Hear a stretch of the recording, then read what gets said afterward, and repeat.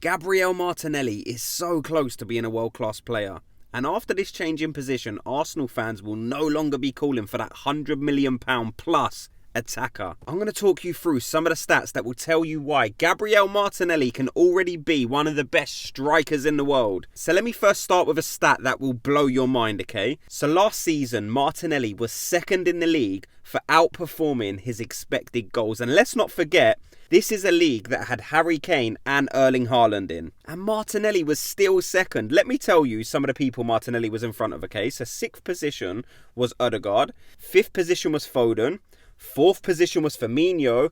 3rd position was Erling Haaland. 2nd was Gabriel Martinelli, only beaten by Harry Kane. So Martinelli is second on that list. So this is a player that for sure has the ability to score goals. He scored 15 goals last season. He was Arsenal's top scorer and he was 7th top scorer in the league, only behind players like Callum Wilson, Mohamed Salah, Ivan Toney, Harry Kane and Erling Haaland. So he's basically only behind strikers. So this is a guy from left wing who is in the same bracket as some of the best strikers in the league. So why not switch him to striker? The stats suggest this is a player who can score goals, but you don't even need the stats to tell you that.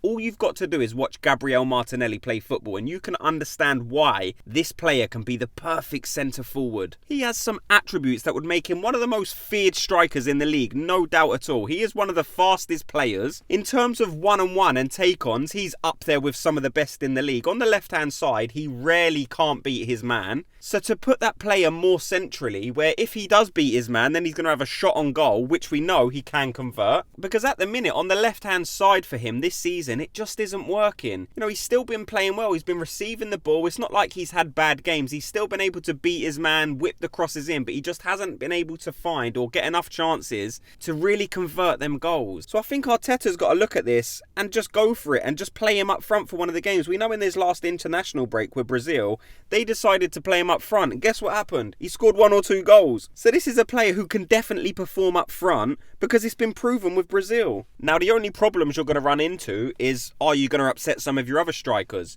But judging on their performance recently, they can't really complain because the only reason you will have to try this is because your current strikers aren't performing. So players like nketiah can't really have the hump because he's been given the opportunities recently, but he hasn't really grasped them. You know, there's a lot of rumours going around that nketiah is wanted by West Ham and Crystal Palace. In my opinion, Arsenal should let him go. The figure being quoted is £30 million, and you're not going to be able to spend that money in January to bring someone else in. But even if you get rid of Eddie in January, take the £30 million, and then that does give you the option to play Gabriel Martinelli further forward. We saw Reiss Nelson in the last game. He come on and he looked very dangerous. There's always been a very good feeling about Reiss Nelson that he would be able to make the jump and really impact on the first team. But as of yet, it hasn't really happened. Until that last game, we saw him come in and he actually looked very dangerous. So if we do give Reiss Nelson a run of games, say until the summer, then you've got 2 options. It either gives you an opportunity to look at him and determine whether he's good enough or not. If he's good enough, brilliant. You've just saved yourself a fortune.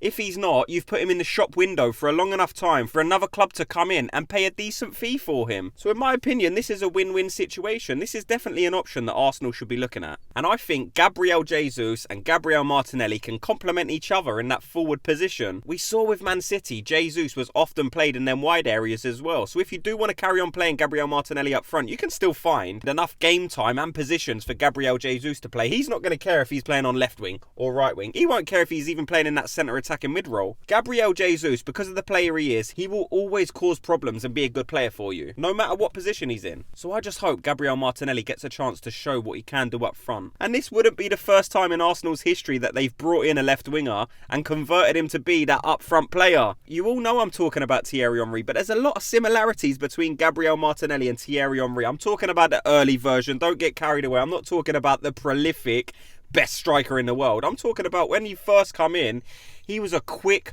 raw, young talent. That's exactly what Gabriel Martinelli is.